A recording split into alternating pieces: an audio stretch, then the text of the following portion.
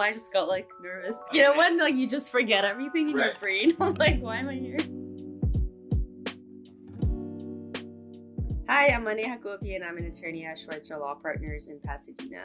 My family immigrated here when I was 9. I have memories of like going to like attorneys' offices, mainly immigration attorneys, but just going to college, having exposure, networking probably all together was what caused me to want to pursue law and go to law school. I didn't transfer directly from high school to a 4-year. I actually went to a junior college. I saved a ton of money. I lived at home and it was kind of like a nice transition. There wasn't too much I could do with the bachelor in political science, so I had to really decide like whether I wanted to pursue a master's degree, which some people did, or I just go to law school. Then I took a year off and I worked at a law firm, solo practitioner. He did a little bit of everything.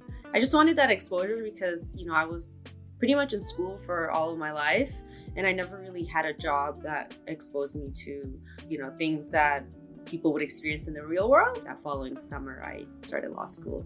People just tell you it's gonna be tough, but I didn't really know what I was getting into, and the first year was really difficult, very competitive, the pressure of, you know, the exams, the classes.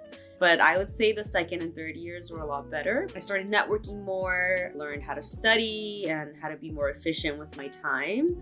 And my second year was when I took my family law class that kind of exposed me to this field. And it was very different from the other classes, less academic, more like real world. I didn't even know family law was a field of its own before I took the class. In law school, there was a lot of people who were younger than me, but also way older than me.